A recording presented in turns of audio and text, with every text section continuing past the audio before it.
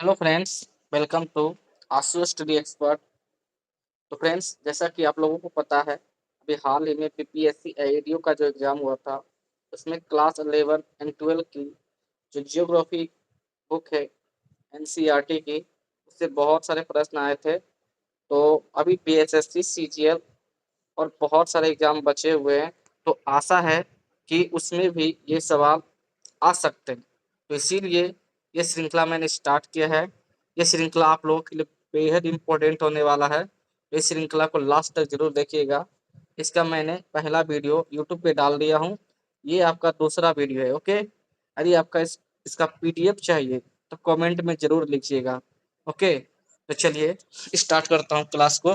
पहला है, पृथ्वी की त्रिज्या लगभग कितनी होती है? 3400 किलोमीटर, 6370 किलोमीटर, 5100 किलोमीटर या फिर 2900 किलोमीटर? आप बताइए। ये तो हल्का सवाल है। इसका करेक्ट आंसर जो हो जाएगा वो 6370 किलोमीटर। यहाँ पे दिया गया है पृथ्वी की त्रिज्या लगभग 6370 किलोमीटर है। ठीक है। अत्यधिक गहराई और वहाँ की विषम परिस्थितियों के कारण पृथ्वी के केंद्र तक पहुंचकर नमूना प्राप्त करना या प्रत्यक्ष निरीक्षण करना असंभव है। ओके, चलिए नेक्स्ट क्वेश्चन देखता हूँ। निम्नलिखित में से कौन सा भूगर्भ की जानकारी का एक प्रत्यक्ष साधन है, डायरेक्ट सोर्स है? ऑप्शन है भूकंपीय तरंग, गुरुत्वाकर्षण बल, ज्वालामुखी उद्गार, चुंबकीय सर्वेक्षण। इसका जो करेक्ट आंसर हो जाएगा ज्वालामुखी उद्गार हो जाएगा। ठीक है। ज्वालामुखी उद्गार के कारण के दौरान जब गर्म लावा पृथ्वी के धरातल पर आता है, ठीक है, सरफेस पर, तो यह प्रयोगशाला में सीधे विश्लेषण के लिए उपलब्ध होता है। इसीलिए यह प्रत्यक्ष स्रोत हो गया सामने। जबकि भूकंपीय तरंग, गुरुत्वाकर्षण, चुंबकीय क्षेत्र और प्रत्यक्ष स्रोत के अंतर्गत आते हैं। ओके, चलिए नेक्स्ट क्वेश्चन देखते हैं। संसार की सबसे गहरी सोने की खान लगभग 3 से 4 किलोमीटर गहरी है। ठीक है। किस महाद्वीप या देश में स्थित है? बताइए इसका करेक्ट आंसर क्या होगा। दक्षिण अफ्रीका, ऑस्ट्रेलिया, रूस या ब्राजील? इसका करेक्ट आंसर जो हो जाएगा वो दक्षिण अफ्रीका हो जाएगा। ओके, चलिए इसका सॉल्यूशन देख लेता हूँ। दक्षिण अफ्रीका की सोने की खान जो है वो 3 से 4 किलोमीटर तक गहरी है। ठीक है। इससे अधिक गहराई में जा पाना वर्तमान में असंभव है, क्योंकि उतनी गहराई पर तापमान बहुत अधिक होता है। जैसे जैसे हम पृथ्वी के नीचे जाएंगे टेम्परेचर बढ़ता ही जाएगा। ओके, इसीलिए उतनी गहराई तक जा पाना असंभव है। चलिए नेक्स्ट क्वेश्चन देखता हूँ। वैज्ञानिकों द्वारा अब तक का सबसे गहरा प्रवेदन ड्रिल आर्कटिक महासागर के कोला क्षेत्र में कितनी गहराई तक किया गया है? ऑप्शन है आपका 8 किलोमीटर, 10 किलोमीटर, 12 किलोमीटर या फिर 15 किलोमीटर। करेक्ट आंसर जो हो जाएगा वो 12 किलोमीटर। ओके, चलिए देखता हूँ। गहरे समुद्र में प्रवेदन परियोजना के अंतर्गत संसार में अब तक का सबसे गहरा प्रवेदन ड्रिल जो किया गया है वो आर्कटिक महासागर के कोला क्षेत्र में 12 किलोमीटर की गहराई तक किया गया है। ओके, ध्यान रखिएगा। नेक्स्ट क्वेश्चन देखता हूँ। पृथ्वी के भीतर पदार्थों के असमान वितरण के कारण अलग अलग स्थानों पर जो गुरुत्वाकर्षण भी जो होता है अलग अलग होता है। यानी गुरुत्वाकर्षण की भिन्नता को क्या कहते हैं हम लोग? गुरुत्वीय स्थिरांक, गुरुत्वीय विसंगति, चुंबकीय वितरण या फिर भार विसंगति? तो इसका करेक्ट आंसर जो हो जाएगा वो गुरुत्व विसंगति हो जाएगा। ओके, चलिए। पृथ्वी के भीतर पदार्थों का असमान वितरण गुरुत्वाकर्षण बल को प्रभावित करता है। ठीक है। अलग अलग स्थानों पर मिलने वाली गुरुत्वाकर्षण की इस भिन्नता को क्या कहते हैं? गुरुत्व विसंगति कहा जाता है। ठीक है। जो भूपर पट्टी में द्रव्यमान के वितरण की जानकारी देती है। ठीक है। नेक्स्ट क्वेश्चन देखता हूँ। भूकंपीय तीव्रता जो भूकंप के दौरान ऊर्जा मुक्त होने से संबंधित है। ठीक है। यानी कि भूकंपीय तीव्रता को मापने वाले स्केल को किस नाम से जाना जाता है? Mercalli scale, Richter scale, Celsius scale या फिर बैरोमीटर स्केल? इसका करेक्ट आंसर जो हो जाएगा वो रिएक्टर स्केल हो जाएगा। ठीक है। भूकंपीय तीव्रता की मापनी को क्या कहते हैं? Richter scale. ठीक है। जो भूकंप के दौरान मुक्त होने वाली ऊर्जा से संबंधित है और इसकी तीव्रता जो होती है, ध्यान रखिएगा, इसकी तीव्रता वो 0 से 10 होती है। ठीक है। और हाँ, मर्कैली स्केल जो है वो आघात या झटकों से हुई प्रत्यक्ष हानि को मापता है। समझ गए? इसको भी ध्यान रखिएगा, मर्कैली स्केल को। चलिए नेक्स्ट क्वेश्चन देखता हूँ। पृथ्वी के आंतरिक भाग में वह स्थान जहां से सबसे पहले ऊर्जा निकलती है और भूकंपीय तरंगे सभी दिशाओं में गतिमान होती है, क्या कहलाता है?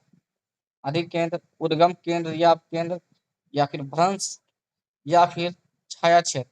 इसका करेक्ट जो आंसर हो जाएगा उद्गम केंद्र या अवकेंद्र। ठीक है, जिसको हाइपोसेंटर कहा जाता है। ठीक है। चलिए देखिए, पृथ्वी के भीतर वह स्थान जहाँ सबसे पहले ऊर्जा मुक्त होती है उसे भूकंप का क्या कहा जाता है? उद्गम केंद्र या अपकेंद्र कहा जाता है। ठीक है। चलिए नेक्स्ट क्वेश्चन। भूतल यानी सतह पर वह बिंदु जो उद्गम केंद्र के समीपतम होता है, समीपतम, और जहां तरंगों को सबसे पहले महसूस किया जाता है, क्या कहलाता है? अब केंद्र कहलाता है, या फिर अधिक केंद्र कहलाता है, स्थल मंडल, या फिर दुर्बलता मंडल? इसका करेक्ट जो आंसर हो जाएगा वो अधिक केंद्र हो जाएगा, एपी सेंटर। ठीक है। चलिए इसका सोल्यूशन देख लेता हूँ। धरातल पर वह बिंदु जो उद्गम केंद्र के ठीक ऊपर यानी 90 डिग्री कोण पर सबसे नजदीक होता है उसे क्या कहते हैं हम लोग? अधिक केंद्र। ठीक है। अधिक केंद्र पर ही सबसे पहले तरंगों को महसूस किया जाता है। अधिक केंद्र पर ही सबसे पहले तरंगों को महसूस किया जाता है। नेक्स्ट क्वेश्चन है, सभी प्राकृतिक भूकंप पृथ्वी के किस भाग या मंडल में आते हैं जो धरातल से 200 किलोमीटर की गहराई वाला क्षेत्र है? ठीक है। तो आप बताइए, इसका जो करेक्ट आंसर जो हो जाएगा वो लिथोस्फीयर, स्थल मंडल हो जाएगा। ठीक है।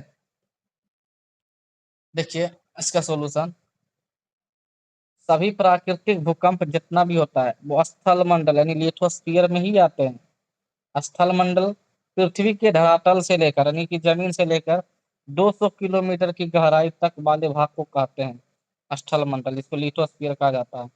यानी जिसमें भूपर पट्टी और ऊपरी मेंटल का ठोस भाग शामिल होता है। ठीक है। नेक्स्ट क्वेश्चन देखता हूँ।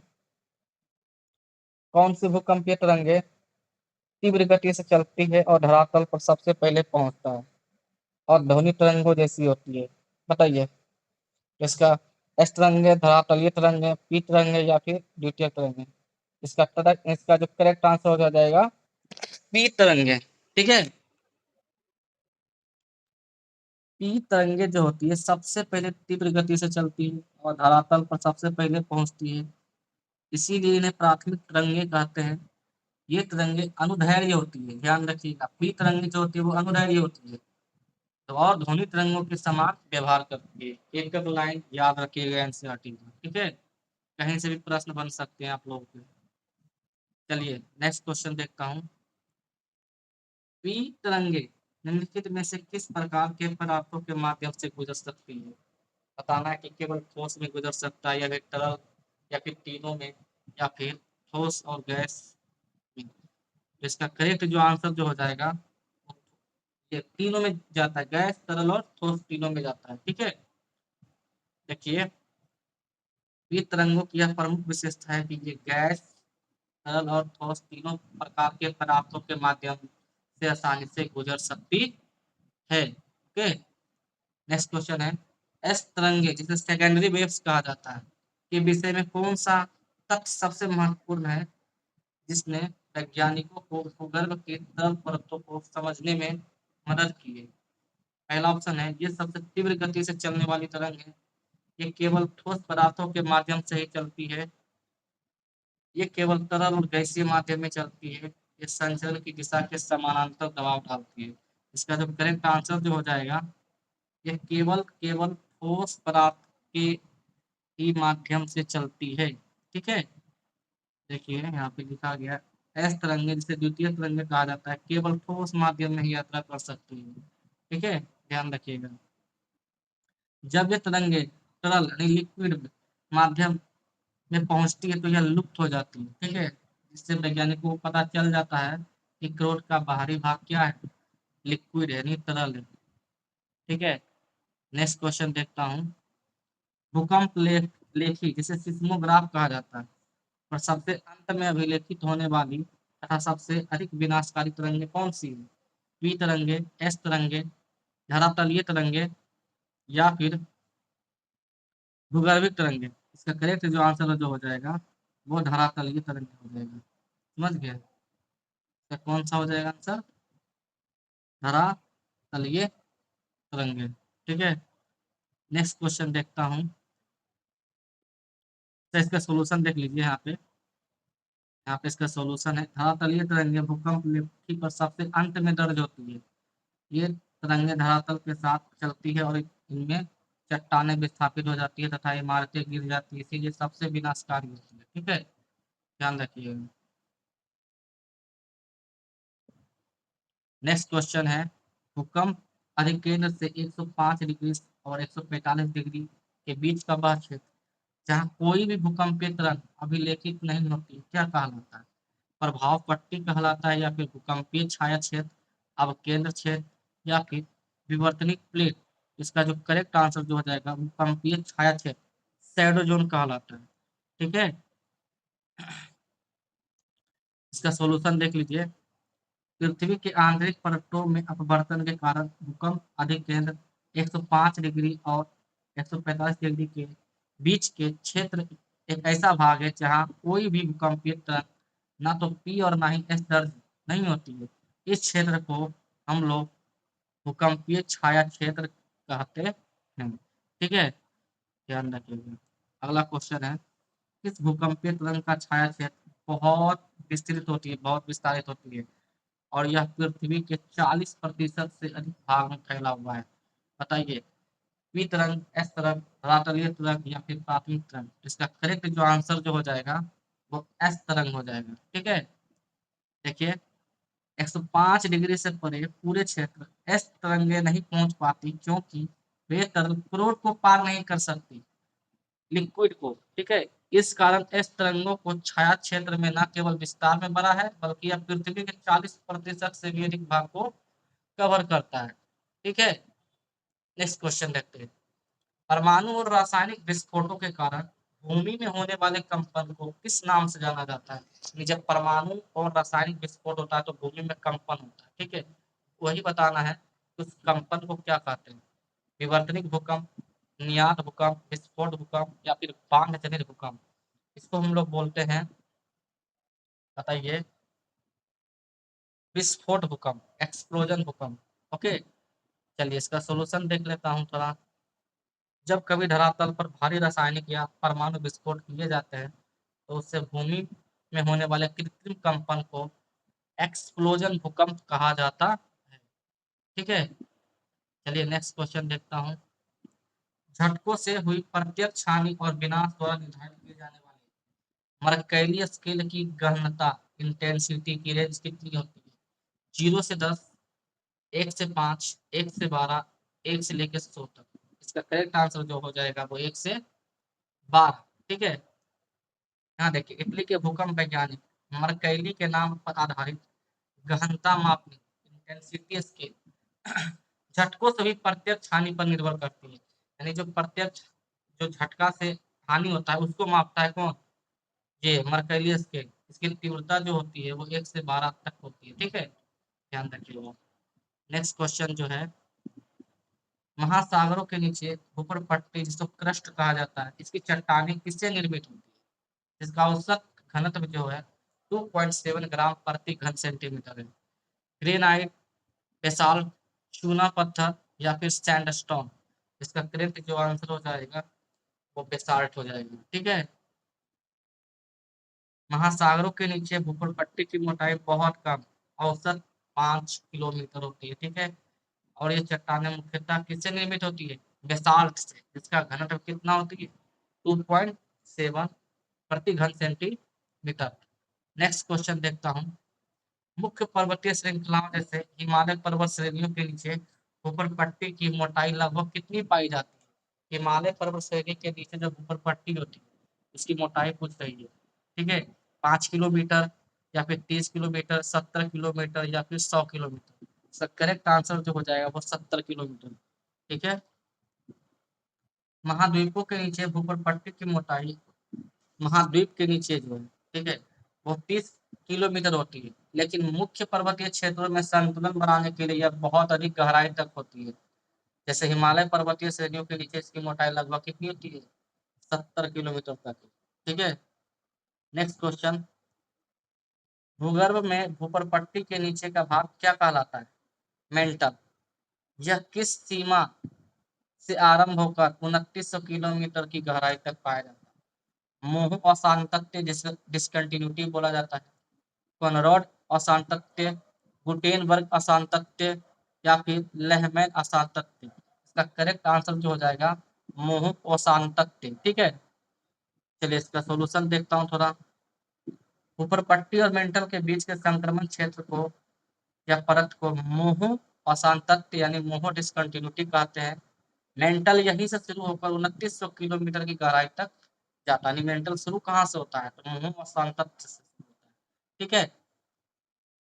नेक्स्ट क्वेश्चन है, मेंटल का ऊपरी भाग क्या कहलाता है? जो लगभग 400 किलोमीटर तक विस्तृत है और ज्वालामुखी उद्गार के दौरान लावे का मुख्य स्रोत है। ठीक है। स्थल मंडल, दुर्बलता मंडल जिसको एस्ट्रोनोस्फीयर कहा जाता है, आंतरिक क्रोड या फिर केंद्रीय मंडल। इसका करेक्ट जो आंसर जो हो जाएगा वो दुर्बलता मंडल हो जाएगा। ठीक है। चलिए,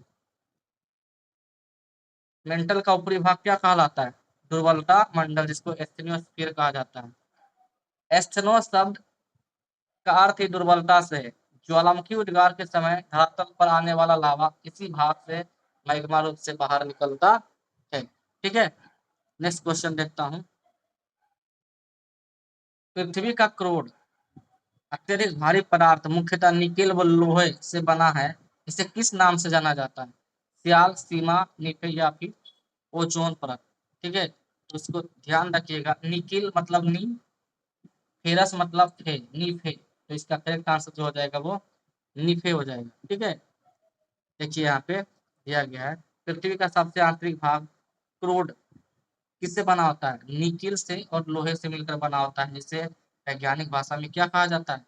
नीफे कहा जाता है, नीफे। ठीक है। नेक्स्ट क्वेश्चन देखते हैं, भारत का जो दक्कन ट्रैक जिस पर वर्तमान महाराष्ट्र पठार का अधिकांश भाग स्थित है, किस प्रकार के ज्वालामुखी उद्गार का उदाहरण है? शील ज्वालामुखी, मिश्रित ज्वालामुखी, बेसाल्ट प्रवाह क्षेत्र या फिर ज्वालामुखी कुंड। ठीक है। इसका करेक्ट आंसर जो हो जाएगा बेसाल्ट प्रवाह क्षेत्र हो जाएगा। ठीक है।